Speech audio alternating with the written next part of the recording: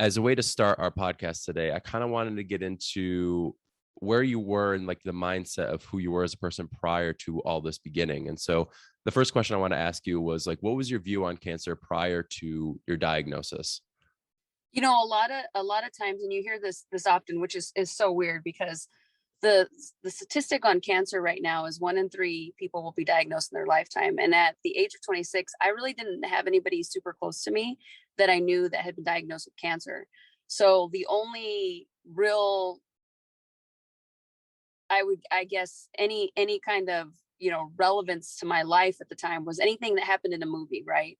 So you see somebody that was diagnosed with cancer in a movie, and then they had no hair, they looked really sick, always fighting for their life. So I didn't really have a real grasp on what cancer was. I was 26 years old. I was finishing up my master's degree, recently married, and and I just didn't know a whole lot about cancer and what that expectation was when somebody was diagnosed with something like that. So I just didn't know. And it almost felt like when somebody was diagnosed with cancer, it was a death sentence. Hmm. So Did you know anyone in your life prior to that had cancer and any relationship to it whatsoever? you know what, the closest person that was diagnosed with cancer to me was a great aunt. And I didn't know a whole lot about her story. I knew that she had cancer and that she was old. She was in her 70s or 80s, right? And then what's funny is that right before I was diagnosed, I was teaching fourth grade, and I was in a sorority at Arizona State, a Hispanic sorority called Kappa Delta Chi. And there was a girl that showed up, who was a pledge for the sorority I didn't know her very well because I had graduated. I was in my career, and these pledges came to volunteer at my school one day. And I remember looking at one of the girls and thinking, man, her hair looks, a little different. And I found out later that she was actually battling cancer at the time that she was volunteering for us. And she was, I want to say 20, 21 years old. And, that was the closest I had been to somebody actually battling cancer. Hmm. It's funny how we kind of put it off to the side and not even think about it. Cause I feel like if we were to think Right. about it every day, like the chance of you getting cancer, it almost put things into perspective all the time and being like, man, I'm lucky that I'm, got my health and I'm feeling okay. And I don't Right. have any issues going on in my life. So I think it's interesting. We always put those things on the back burner and not think about. Right. And you think you're immortal when you're a kid. Yeah, absolutely. Well, like, when did you officially get diagnosed, and like, how did you find out? Like, how did that all kind of transpire? So I was like I said, I was 26 years old, recently married. I was getting my master's degree, and I had I got married on October of 2005. In November of 2005, I started getting a stomach pain. And the stomach pain would start in the morning and kind of fade away through the afternoon. And I remember thinking to myself, well, this has got to be, all the stress that I was going through. I was, like I said, I was getting my master's degree. I just finished planning a wedding. So I didn't think a whole lot of it until that stomach pain continued. And it went on for, I remember before I went to the doctor, it went on for about a month, every single day for a month. Stomach pain in the morning, fade away in the afternoon. Um, that next month, I decided it was time to go see a doctor to figure out what this was. And one of the first doctors I went to was a gastroenterologist because, it's your stomach. So you think, okay, something's going on with my stomach. That doctor almost immediately kind of wrote me off because I was young. I seemed to be healthy. I had a pretty active lifestyle. And he was kind of like, well, we'll try some things, but doesn't seem like anything to be too concerned about. Before he even gave me any kind of scan or anything, he gave me medication, right? Mm, Which is funny after the fact, thinking about it, because you don't even know what it is, but you're giving medication. You're just assuming this is what it is. yeah. So I took this medication for a couple of weeks, obviously didn't help. Mhm. And then he decided he was going to give me an endoscopy. So I went in, and endoscopy is when they take the camera and they go down your throat, and they go all the way into your stomach, and they take pictures of your stomach. So he gave me an endoscopy. He saw some inflammation, didn't really see a whole lot, but went back to my husband and said, well, women of her age are very self-conscious about their bodies. So we're going to go ahead and prescribe her some antidepressants. Oh my God. Yeah. So, it's funny because before this, I had really no experience with doctors. I'd never been hospitalized for anything. I think I had stitches once in my finger. I'd never broken a bone or anything like that. And I assumed that naive me assumed that doctors knew everything, right? They would be Yeah. able to figure this out, and then give me the medication to be able to fix me. So, 26-year-old me, I was like, well, doctor says I'm fine. I guess I'm okay. Right. And it was really my husband that said, this isn't getting better and you're not depressed, because I didn't feel depressed, but the doctor's saying I'm depressed. So maybe I am depressed and I just don't know what depression feels like. Oh my God. So he's like, this isn't right. You're not depressed. And he encouraged me to continue to go see doctors. So I actually went to a whole bunch of different doctors for 9 months until they finally diagnosed me in July. So it was actually July 26th of 2006 is when they finally diagnosed me with cancer. And, it's funny, they do they did MRIs and scans, they did biopsies. And, one doctor even said, it's a 1 in a million chance that you have cancer. And finally ended up at the Mayo Hospital. And that day, July 26, 2006. And he said, Lena, you have cancer, and I'm going to show you why. Man. So he pulled up all these, all the tests that I had done for those 9 months, trying to figure out what it was. And he showed me exactly where the cancer was. That's insane. I mean, the fact that the no fault of your own being kind of like young and figuring out that you're like, okay, I'm going to trust the doctor what it says, but it's unfortunate that there was a doctor out there who was very naive in his thinking and not being like, well, maybe I should look into this. But instead, he went right to, here's some depression medication. Good luck. Right. That's insane. Right. And I've talked to young survivors since, and often that unfortunately happens more often than not, where you don't feel like you're getting listened to by a doctor. I am in no way, shape, or form trying to shame doctors, because my doctors that I ended up with were fantastic, and not all doctors are like that. But you really have to be an advocate for yourself. If something doesn't feel right, probably isn't. How did you go about finding your cancer doctor, or at least like just taking the next steps to finding somebody? Because I don't know if did you need a referral, or did you just search like specialists and just kind of like shop around before you found the right doctor for you? No, fortunately, one of the doctors that I had, it was my gynecologist, couldn't figure out what it was. And instead of just saying, okay, try this medication and let's move on, he actually was the one that was like, something's not right. We don't know what it is. I'm going to keep referring you until I figure out who can identify what this is. And he's the one that actually referred me over to my gynecological and at the Mayo Hospital, Dr. Magrina. And Dr. Magrina is the one that said, nope, this is cancer. And the reason they couldn't find it was because they were so young. Apparently, I don't know, I'm no doctor, but apparently they have to be looking for cancer in order to find it. Yeah, it's very weird in order for you. Yeah, that's so funny because it's scary, but it's funny at the same time. It's like, if you're not looking for it, then you're not going to find it. It's like, well, how many people are walking around with undiagnosed cancer at that point, right? Exactly. And that's what's scary about it. Well, so you've been diagnosed, I guess. What was your official diagnosis? So I was diagnosed with stage 4 gynecological cancer. It was in the uterus, the vaginal wall, the appendix, the gallbladder, my ovaries, and then a bunch of lymph nodes down my left side. So it spread to stage 4, and they gave me ultimately a 25% chance of survival. And obviously that news isn't very light news, I guess. Like, what was your first thought process behind getting that diagnosis? The good thing is, one, I didn't know a lot about cancer at the time. So I didn't know what stage 4 was unless I looked it up on the internet, right?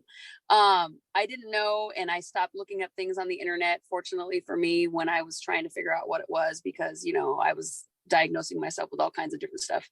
But they didn't tell me that I had a 25% chance of survival. They told my husband that I had a 25% chance of survival when he asked. And I think, people think about that both ways. Why wouldn't they tell you? Why would they tell your husband? But I'm glad I didn't know. I'm definitely glad I didn't know that that was what my outlook was. All I knew was that I had doctor's appointments I had to go to, and I had to complete the tasks that the doctors told me to. The one thing that did kind of make me, and I'm not an emotional person, I don't really cry a whole lot. But the one thing that really hit me or really struck me emotionally was that day that he diagnosed me with cancer. He also said, "You won't be able to have children." Mm. And that had to be, I mean, you have this plan your entire life, I'm sure. And right. You have these plans, and all of a sudden that completely changes. Correct. And, I was a teacher at the time. I taught 4th grade. I taught 7th grade, really loved the 7th graders. And I was coaching high school basketball, and, I love children. I love kids. I always wanted to have a bunch of kids when I grew up. And that's something that I always thought about. And, that's the thing, one of the lasting effects of cancer that I continue to struggle with. It's better now. I'm about 15 years out. It's better now, but it's occasionally that creeps on back up. I get a little, slight anxiety, slight depression, makes me a little sad. But it's something that I continue to deal with. Well, it seems like you're very aware about it, and it seems like you've built up at least tools to manage and figure out how to cope with those things, because they're very obviously not light things to kind of realize. And how did your husband, how did your family kind of take it? I mean, do you have a strong family presence at the time to try and like help you through, all these changes?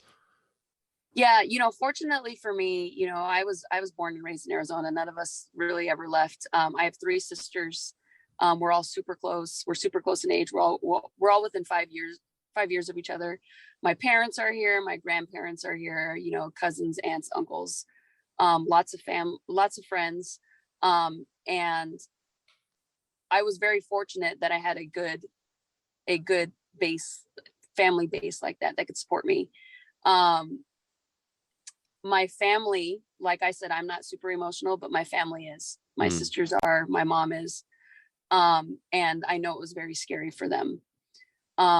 They had a hard time dealing with it. I remember at one point my mom was trying to rationalize with me getting cancer, and she was looking up statistics and how many people get cancer or how many people are diagnosed with cancer in their lifetime. And I remember her telling me one day in the kitchen and saying, "You know what, if somebody had to be diagnosed with cancer, you're the only one that could handle it." And it makes you feel sad, but it also makes you feel good in a certain way, because if you had to be the one to take that burden off of somebody else, it doesn't really work that way, but in your mind, you're trying to rationalize it to make yourself feel a little bit better. And it did.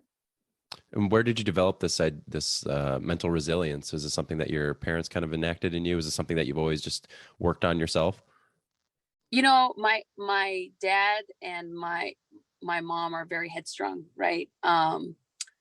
They always instilled that mental toughness in me, but that was kind of exemplified. I was as an athlete.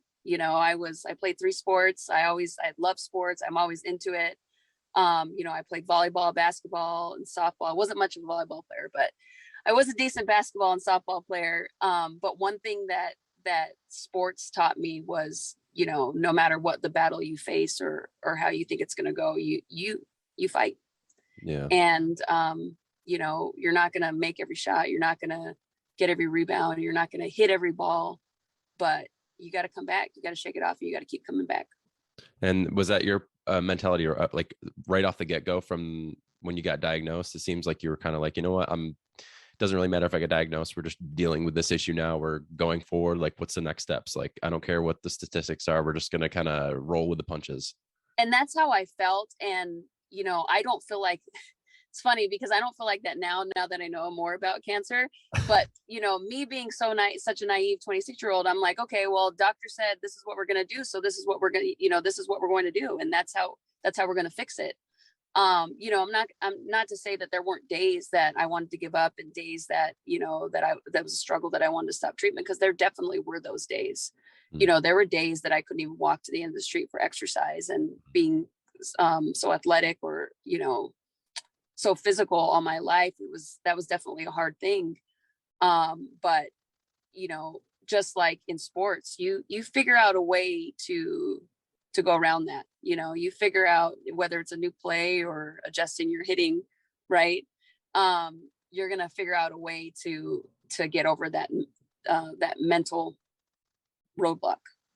And what were the treatments like? I mean, as you're going through this whole process, I'm sure you're describing these kind of like ups and down periods. What were the treatments like, and like what treatments did you have to get in order for you to continue on?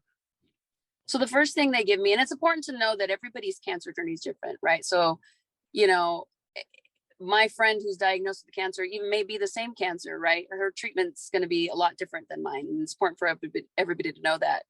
My treatment plan was, I had to have a radical hysterectomy, which basically means they're removing the uterus and every basically baby making organ that you have inside your body. So they gave me a radical hysterectomy, which put me into menopause when I was 26 years old. And then they went with a very aggressive chemo and radiation plan. The chemo was a combination of a few different chemos, and then the radiation was going to be at the same time. And the radiation lasted for about 5.5 weeks, every single day. The chemo treatments, I was supposed to get 4 treatments. After the 3rd treatment, I developed an infection, and, because your body can't fight off any bacteria. So I developed an infection, and I went into septic shock, and I ended up in the ICU on a ventilator. So they told my husband and my family that night that I wasn't going to make it through the night. So all my family, my friends, they all came down to basically be there for us and say their goodbyes. Were you like with it at the time? Did you have like conversations that you weren't expecting to happen? I guess, like, describe that situation. So, I went to I'll start from the beginning here. I went to the doctor because after every chemo treatment, I ended up in the emergency room because chemo really dehydrates you. Right. So we figured out that if you could get an IV bag, to help with that dehydration. So after my 3rd treatment, we were going to the hospital. I didn't feel really good. I was vomiting. I couldn't really stop. And I didn't really vomit a whole lot during treatment, but this particular day I was vomiting a lot. So I went to get an IV. I went in, and the nurse at the time, her name's Chi, she's still at Mayo. She had me a couple of times before and knew that this vomiting wasn't really something that was, regular for me. So she called the doctor and said, I don't know what's going on with her. What should we do? Doctor said, give her Tylenol, send her home. She decided to keep me there. She kept me there for over 8 hours, convinced the doctor to give me a blood culture, and which takes 48 hours to get the results. Went home, felt a little bit better, woke up the next day, felt a little better. They called the next day and they said, hey, you have an infection, you need to get to the hospital right away. So I felt okay. I was going to send my husband to go get his haircut because I was like, if we go to the hospital, we're going to be there for days. Go get your haircut because, it'll be fine. Just we'll go when you come back. He didn't feel right about going. So he was actually at the door getting ready to leave. And he was like, no, the doctor said you to go to the hospital. We're going to take you. So we ended up going to the hospital. I get to the hospital. I walk up to the room that they had reserved for me. And they put a blood pressure cuff on me. My heart started to hurt. They came in with an EKG machine to test my heart. And my blood pressure was 40/20 before I blacked out. I blacked out. I couldn't see anything. They put some code, and this is my husband telling me, they put some code over the intercom. All these nurses came rushing in. They flipped me upside down so that the blood would rush to my head and to my heart to keep me alive. And then about maybe 30-45 minutes later, they intubated me. So they put me on that ventilator. And then I was under anesthesia for 3 or 4 days before I started coming out with over it. They don't let people in the ICU a whole lot of people in the ICU. So only my immediate family was there. And then a couple of close friends were in the ICU room, actual room, my husband. And then everybody else was in the waiting room. Mm. And when you're coming out of this, I mean, you kind of wake up and be like, what happened? Or I guess like, what was your mindset after all that had happened? I mean, my my humorous thought was like, I wake up and you're like, just kidding, guys, everything's okay. But I guess like, what was your mindset in that, and like what happened like the days following? You know what? I was so weak and so sick that I didn't really, I wish I was, a little bit more hilarious at the time, because that's kind of my personality too. Yeah. But I was so weak and so like I was coming out over all these drugs. I was on drugs basically for 4 days, not knowing anything, and they fill you full of so much fluid, and you haven't moved your muscles or anything like that. You couldn't really walk. So when I woke up, when I was waking up from it, I was just like, I don't, I kind of knew something bad had happened, but not really all of it. But my first thought was like, how am I ever going to walk again? Because my muscles hadn't moved in, 4 or 5 days. Mm. So, and that's a lot of time to go without moving anything yourself. So it was really difficult for me to walk. They had a physical therapist come in and lift me up and teach me how to make my steps again, which sounds, horrible, because it did feel horrible. It felt like I was never going to walk again. I was like, am I never going to walk again? Is this going to be my life? So Kind of humbles you in a way, like, holy crap, yeah, I can get to a point where I can't even walk anymore. right. And did you ever, I guess with the recovery, did you have ongoing PT? And then like, at what point did you eventually become in remission? So I had doctor's appointments for, first they start out with every 3 months scans. You meet with your oncologist, you meet with your doctor every 3 months. The physical therapist, that only lasted until I was until I got out of the hospital. They taught me how to walk again, right? I was able to use my muscles again. But that kind of stuff didn't last. But as far as going to the oncologist, going to the doctor's appointments, I was going every 3 months for a scan, and then they go every 6 months. They kind of space it out, and then they go every year. And I did that for 5 years. And then after your 5 years, because you're in remission for 5 years, and on my 5th year appointment, my doctor, Dr. Karapati, who's fantastic, I still talk to her today. She looked at me and she said, Lena, you don't have to come here anymore. Wow.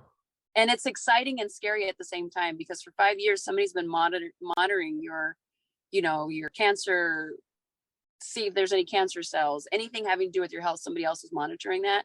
And then after that, you're on your own again. It's kind of like taking the training wheels off your bike, and you're like, I can do it. Like, right. Is everything okay? Right.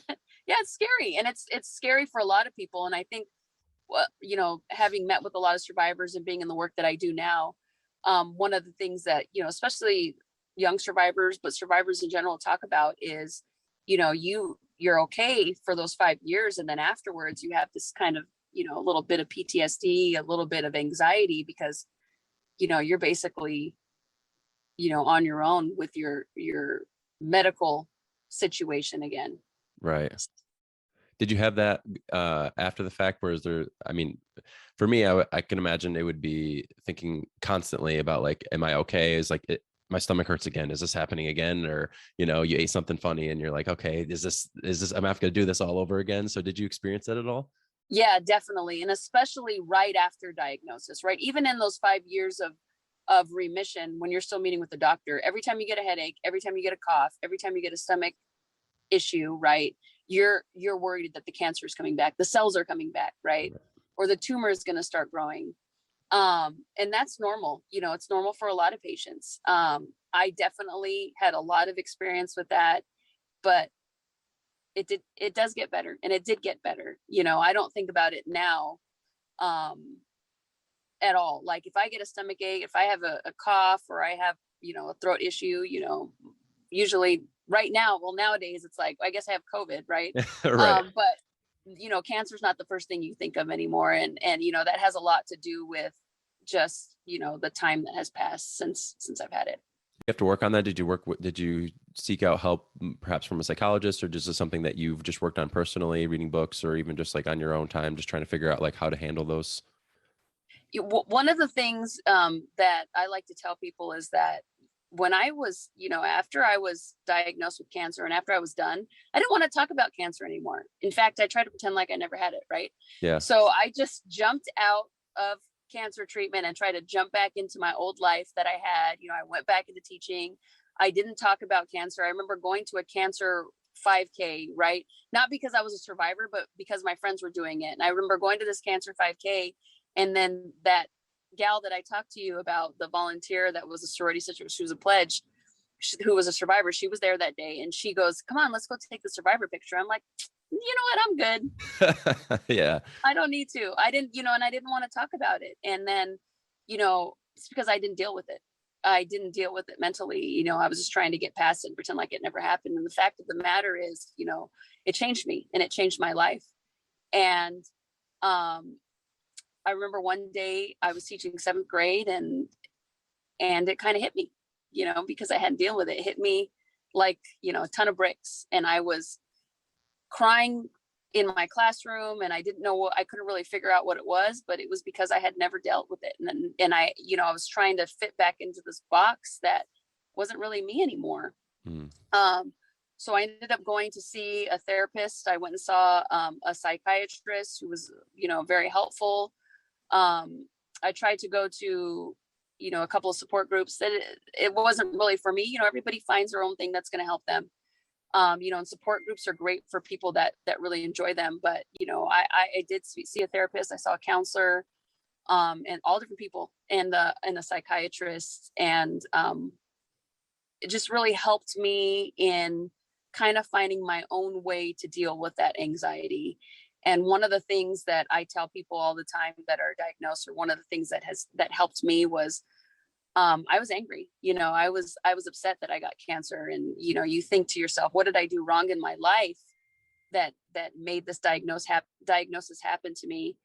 And, I was very spiritual and very religious back then. And I remember being very angry at God, and having him give me this burden.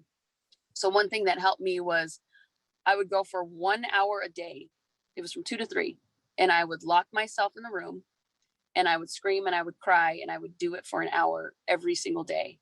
And then I would, every other day, the rest of the 23 hours were devoted to healing and getting better. But that hour was reserved for that. And I would hold on to that, because the reality is, if you're upset and you're sad all day, you're going to be upset and sad all day. Right. If you allow yourself to be upset, if you allow yourself to be sad all day, it's very easy to fall in that depression. And I wouldn't allow myself to do it until 2 p.m. from 2 to 3 p.m. And at 3 p.m. I was done. It was time to go live life. It was time to get better. And some days, most days I would be able to make it to that next day at 2 p.m. But some days I'd have to start earlier. I guess I'm starting at from 1 to 2 today. Right. And then that gradually helped me get better. That hour went to 45 minutes and to 30 minutes. And then eventually I didn't need it anymore. Did that anger come from a place of just like, was it more in this aspect of being mad at, or God, or perhaps like mad at the fact that you lost time, or mad at the fact this is just happening to you? Or was it something else perhaps that you had to kind of overcome and deal with? Or was it just mad at yourself for not just experiencing the whole thing together? Because it seemed like you were not naive, but you kind of were, you didn't really think about cancer when you had it. You're like, I'm just going to do this. I'm just going to take the steps to do what I need to do. And although you didn't do it, it seemed like it helped you during that time. And so I guess, was the anger more of just not embracing the moment, or maybe lost time? I guess where did this anger come from? The anger was one from the diagnosis, right? From having to waste a year of my life, 26 years old, you're still out, having a good time, right? You're at the bars, you're hanging out with your friends, and part of it was that, and part of it was the fact that I wasn't able to have children. Yeah, I mean, certainly, I mean, many things to be angry about, but I wasn't sure if there was something in particular. But I guess looking back on it now, how long have you been in remission? So I've been cancer free. I got my first scan, clear scan, January 2007. So I've been cancer free since then, but everybody celebrates their cancerversary differently, right? That's what I've known from being a survivor. I celebrate my cancerversary as the day that I was diagnosed, because that's the day that I knew I was going to start to become healthier. So I'm about a little over 15 years out now. That's amazing. And I guess now that you can look back on it, this may be a weird question, but I'm very curious to know, was there any positives in actually having cancer? Because anytime we have cancer, or hear people talking about a story of an illness that they overcame, we always talk about the negatives, like, what was so bad about this? How did you overcome this? And I guess, did you, other than becoming probably more mentally resilient, were there any other positives in your experience with cancer? You know what, I like to say that having cancer is part of being like a sorority or fraternity that you never wanted to be a part of, right? And everybody has the same initiation ultimately, but it's really changed the trajectory of my life. I knew growing up at a very young age that I wanted to be a teacher. And I, like I said, I got my bachelor's and I got my master's degree in teaching. And then cancer happened to me, and then dealing with cancer happened to me, right? So I left my career in teaching, which I loved. I loved to teach. In fact, I still coach high school basketball because I love to teach so much. But I left my career in teaching so that I could then go work for an organization that I thought was doing the most in that cancer space. And that was the American Cancer Society. And I've been working with them since 2014. And I guess the positive in that is that, I've met a lot of incredible people who not only are surviving cancer, terminal diagnoses, people that are battling cancer right now, but even people that I've lost to this horrible disease. And I'm lucky to have known them. And without my cancer journey, I would have never met them. And now that you're working with the American Cancer Society and almost being a mentor for some of these other cancer patients or cancer survivors, was it difficult for you to share your story initially? Or, you said that you had a hard time dealing with just the emotional aspect of it. When you started helping other people, did you notice that there was a difficult part of you to explain your story and relive all those moments from your past? Yeah. And when you first start sharing it, right, it gets super emotional. It brings you back into that place of darkness. And it's hard. It's difficult. And when I first started sharing my story back in 2014, when I first started working for the American Cancer Society, I only shared bits and pieces of it. I never talked about not having children because that was the most emotional part for me. Yeah. So, I didn't start sharing that until, a little bit of growth each time, right? I didn't start sharing it until the last, I want to say maybe 3 or 4 years. But every time that I've shared my story, it's become a little bit more healing for me, right? It's working through that. And every time I allow somebody to share their story with me, I know that's a little bit healing for them. So. Do you recommend a lot of people, if they had beta cancer, to try and almost become a mentor or someone to help share their story and help other people with cancer try and get over some of the adversities that they have gone through? Because it seems like you've gone through these stages where it's like you had cancer and then you got over it, and then now you're going through this period of like trying to educate other people on it. And throughout that process, you're also healing yourself and being able to share more and more. And do you feel like an integral part of having cancer is also beating cancer is on the other side of it, helping others to help combat it? Yeah. And I know sometimes I get some flack for this, but I think, cancer survivors, you went through this. And I kind of feel like, at least for me, I felt like a responsibility that I needed to share my story and what happened to me so that I could ultimately give others hope. And, it's worked for me. It's helped me heal. And It may not be like that for everyone, but I would encourage it. The more you talk about it, the less you keep it inside. And did you have to kind of walk your family through the healing process as well? Is that something that you guys have gone through together, or was it something that everyone kind of had their own relationship with it? Because again, it's not just you; it's also the rest of your family and how they're dealing with it. So I guess, Right. did you have to help them in that healing process? I did, and I have, like I said, I have a great support network, and they just really wanted me to be better. Hmm. I know it was difficult for my husband, especially he was 26 when I was diagnosed, right? We were newly married. He was the one that had to sign the documents that put me on the ventilator, right? He had to make all those decisions. And I'm sure it was very traumatizing for him. I'm very lucky in that sense because he's very strong-minded as well. Tough guy. And one thing that he talks about is, there wasn't enough support for him. And he's right. He's right because, there wasn't, it was, especially at 26, you don't know where to go to for those resources. And the thing about that I've learned with working with the American Cancer Society is that those resources are available. Mm. You just have to seek them out. And even for family members as well. Correct. On the website. Correct. Any caregiver is what they call them. Anybody that's helping take care of somebody that's been diagnosed with cancer. I'm sure that's very helpful. And did you have a mentor or somebody to help you walk through your cancer diagnosis, or is it something that you completely battled on your own? No, I do want to go back to that gal, right? That was the volunteer, or that volunteered for me. That was a pledge for my sorority. Yeah. As soon as I was diagnosed, her name's Vanessa. As soon as I was diagnosed, I reached out to her, and when I had questions, I would call her up because I didn't know a lot of young survivors. I'd call her up, and she had gone through her cancer journey a year before I was diagnosed, so it was relatively new to her as well. And she really helped me. Even if I just wanted to talk, and I just said, hey, I don't know what I'm doing here, right? She was there, and I really credit a lot of that connection, and her helping me get through days that I didn't think I was going to get through. I really credit a lot of that to her, and her being able to just sit down and talk with me whenever I needed it.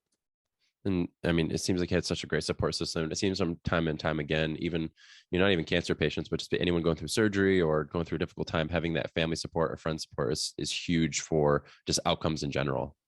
Super important. Super important.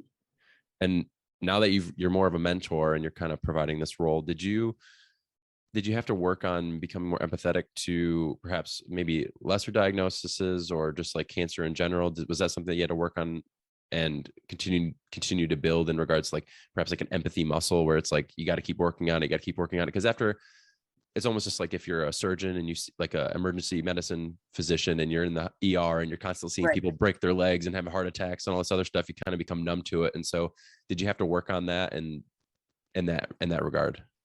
Every time somebody tells me that they were diagnosed with cancer, no matter what the stage, it's heart-wrenching, right? Because you don't, the fact of the matter is that anybody can come back from any stage, but also can turn bad at any instance. So you always feel bad, and you don't want people to go through what you'd gone through. When it comes to cancer, what's funny is when you say that is I'm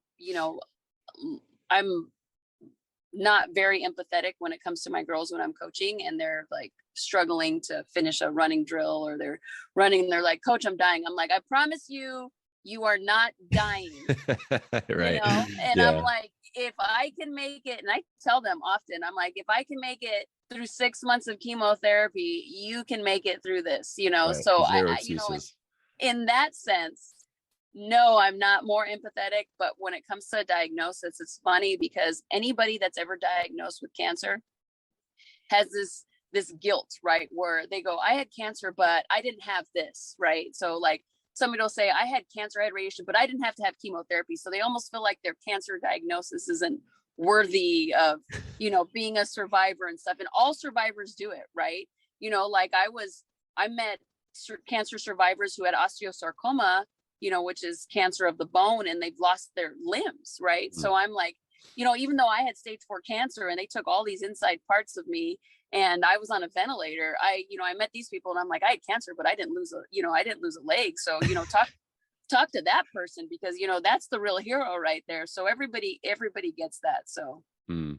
Well, I think that perspective is important because it allows you to at least, I don't know, keep it human and keep yourself grounded in the sense of things could always be worse. And I know today we kind of do the same thing where, just in general, without a cancer diagnosis, we kind of think of ourselves as, we're always worried about like, how can I make more money, or how can I, be better at this, or how can I achieve more and more and more. And then in reality, it's like, well, there's like over 1 billion people who don't have water right now, and Right. it's like that perspective can allow you to ground yourself and be like, man, I guess I'm a little bit luckier than I thought.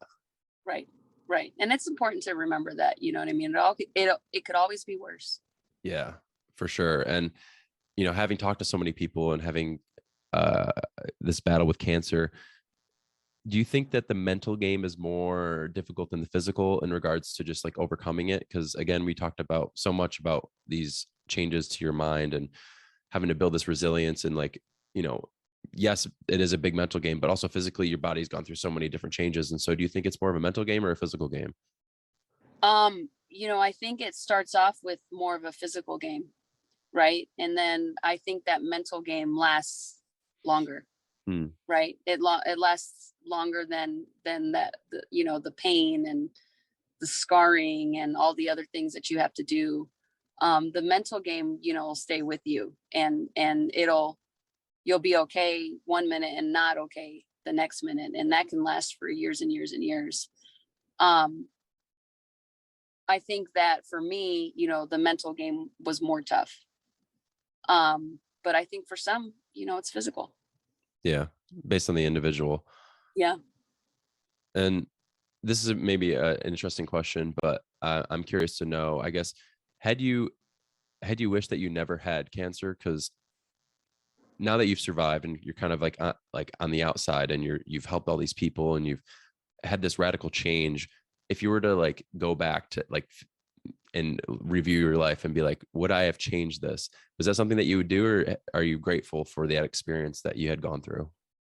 I don't think you talk to anyone who say that they wish they didn't have cancer. I think we all wish that we never had it, right? Right. But it's really grounded me in, what my purpose is in life. Hmm. So for that, I am grateful.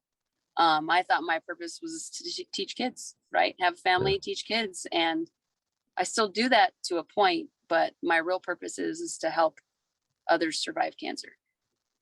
And that certainly allowed you to continue doing what you're doing. And I guess, are there other things that you are now working on in regards to helping others, or are there other projects that you hope to enact moving forward for helping people with cancer? One of the things that we've talked about is, moving toward this survivorship and what that looks like for a survivor, as far as those lifelong challenges, including the mental aspect. So I'm really hoping that we can move forward to that and put more of a spotlight on some of the challenges that survivors, even 5 to 10 years out, are having. Not only like we talked about with mental, but also physical. There's things that I deal with as a young cancer survivor in my 40s that I shouldn't really have to deal with right now, as far as hormone replacement and what that looks like, right? So I think if we could put a more of a spotlight on those survivorship experiences, then I think we could help more people, especially outside the diagnosis.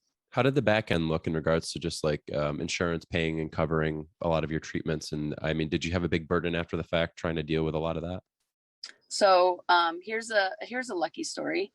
I was teaching at the time, and if anybody knows, here in Arizona, insurance is free for teachers, but it's not very good. Hmm. And at the time, this was 2006. There was the pre-existing conditions clause. So um, because I had insurance, I could only go to a certain amount of, or certain doctors, but it was gonna be very expensive.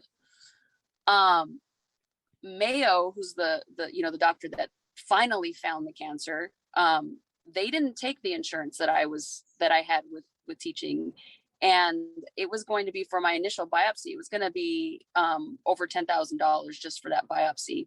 Ugh. which is, I didn't have that money as a 26-year-old teaching. So Right.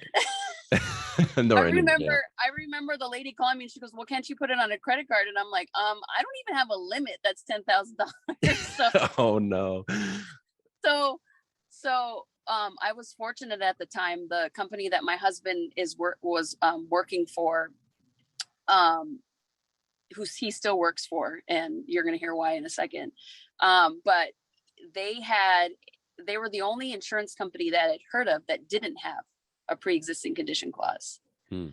So we were outside the time where they were going to be able to add me as, the annual enrollment period, add me as a dependent.